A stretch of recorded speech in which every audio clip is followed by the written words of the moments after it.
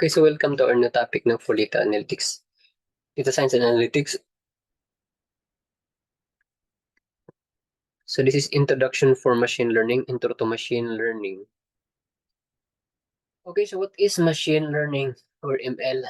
So machine learning branch yan ng AI that enables computers to learn from data and improve their performance without being explicitly programmed. So the computers learn by itself through the data nga gina-feed sa iyaha. And it involves developing algorithms which allows to identify the patterns of the data being fed.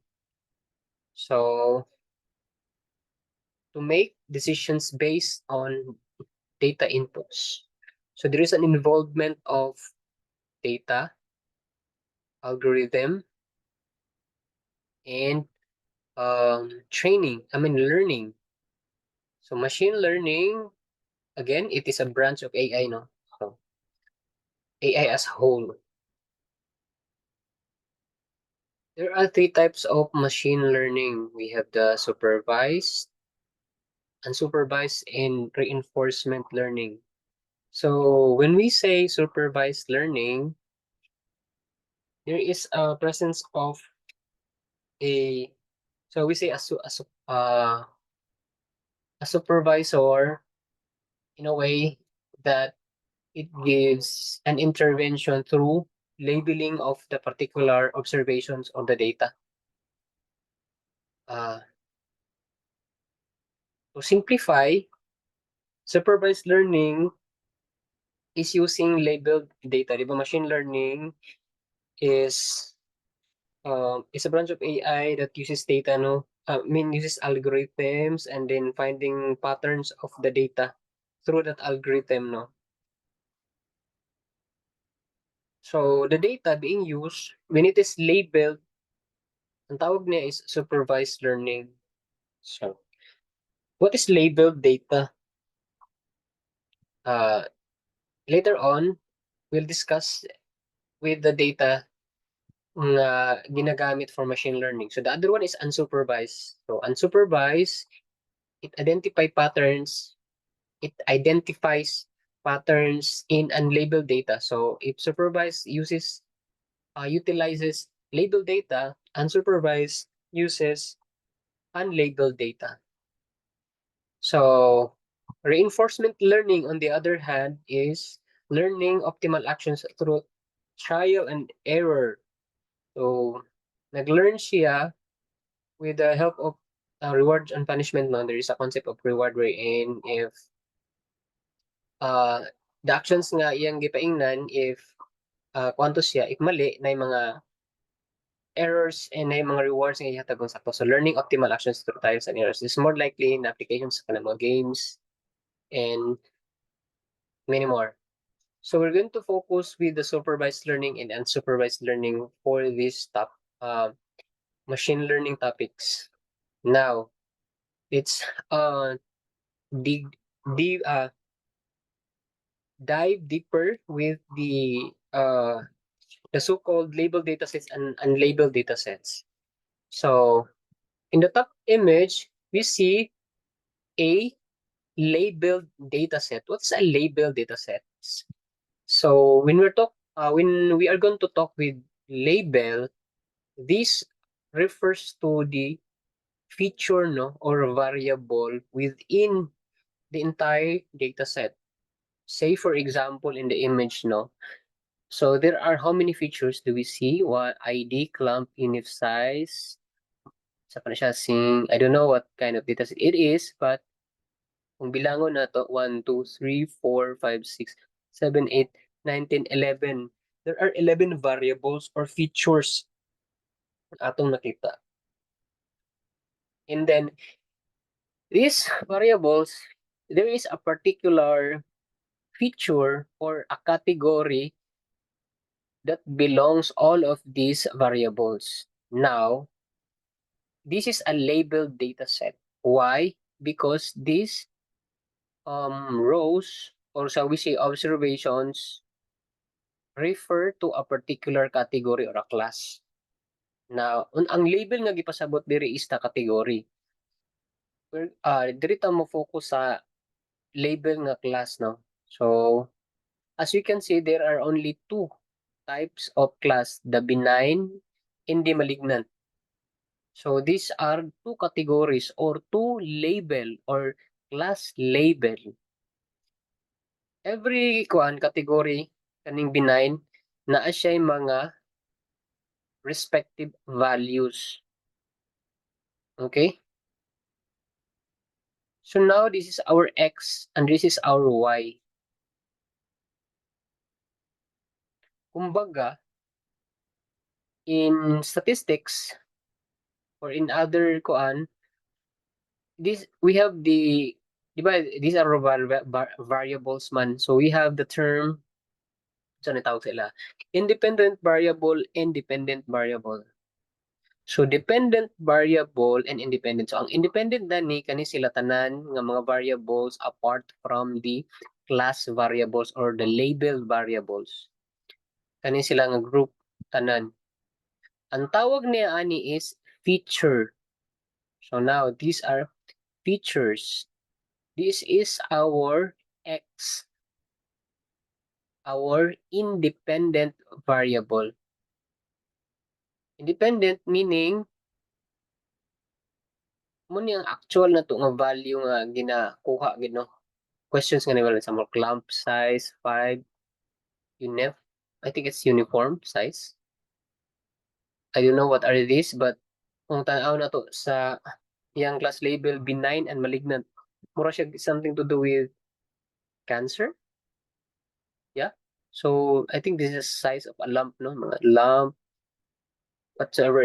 I'm not really ko familiar kay any dataset, but looking through into the class label or the category, benign and malignant. So it's something to do with cancer or a lump. Ano, may it be a breast cancer or so na mga cancer. Okay, so, bale, kani siya nga mga features, kung naani siya nga mga numbers, kani nga values, or naani siya nga mga values sa kani nga mga features, meaning, gilabel siya as benign. Next one, 54449, benign, and then the next one, 3122. Kung kani ang yung mga values, this is malignant. Now, this is labeled. Why labeled? Because someone has labeled these values that it is benign. So, sample, 51 blah, blah, blah, blah, blah, blah, blah. So, ang result niya, this is really a benign, no, or a malignant. So, somebody or someone has labeled these features already. I-identify na siya ng mga values. Munang gitawag siya og labeled data set. So, this is for supervised machine learning. The other one is the unlabeled, meaning wala siya nakategorize kung unsa ni nga mga features. Ang naa lang diri is X lang, independent variable, wala siya dependent variable nga Y. Okay. So halimbawa, customer ID 1, ang age niya is 41, education 2 years, employed 6, income 9, debt income ratio 9. So kung naa kay ingon ani nga mga data nga edad is 41, 6 years na siya nga employed, so what happens next? So we cannot identify unsa ni siya nga category. Unsa ba ni siya 41, unsa ba ni siya? That's something to do with the sa man tenure or sa man iyang salary grade na ito. So wala siya label, no. Manang gitawag siya og unlabeled data. So this unlabeled data is intended for unsupervised machine learning that uses unsupervised algorithms.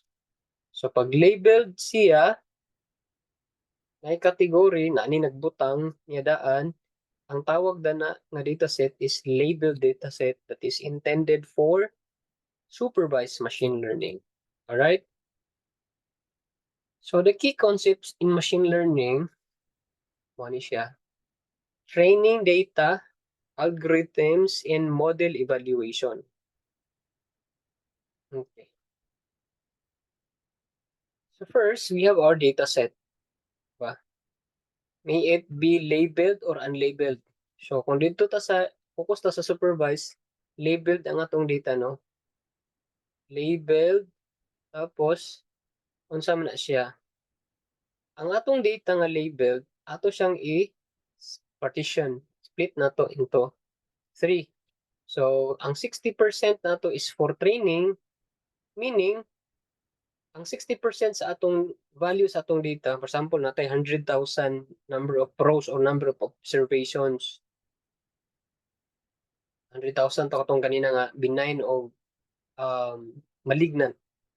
Ang 60% nato sa 100,000, like the 60,000, i-feed na to or ato siyang i-assign or intended for training. Training meaning we are going to use a particular machine learning algorithm nga ato nga machine learning algorithm dito na to i-load ang 60% nga data or ang 60,000. I-train na to siya nga machine learning algorithm. Ang iyang output dito is the model. Therefore, ang atong model is mag-depend siya.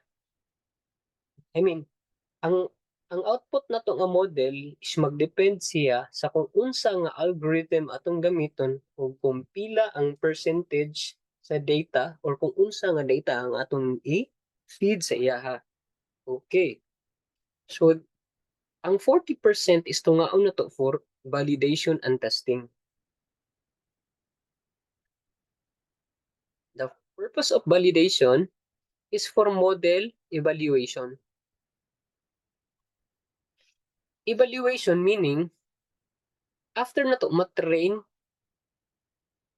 ang atong matrain ang atong machine learning algorithm using 60% na data, we need to evaluate or check or measure kung ang iyang output to, di ba, is the model. We need to check the model if it is what? Kung okay na siya gamiton. So we're going to measure it. Unsa man ang iyang measurement? Depende sa kung unsay machine learning task ang atong i-perform. If it's classification, so we're going to measure the accuracy of the model. Accuracy, and apart from accuracy, daghan pa na siya. Precision, recall, F1 measures. So we're going to tackle that one further dito na sa hands-on na exercises. But for now, we need to validate if the model okay ang iyang dagan sa model. So for validation, we have k-fold cross validation. We need to check to see the accuracy of the model, and we need to test the model for the new unseen data. Okay, so ang concept aning testing is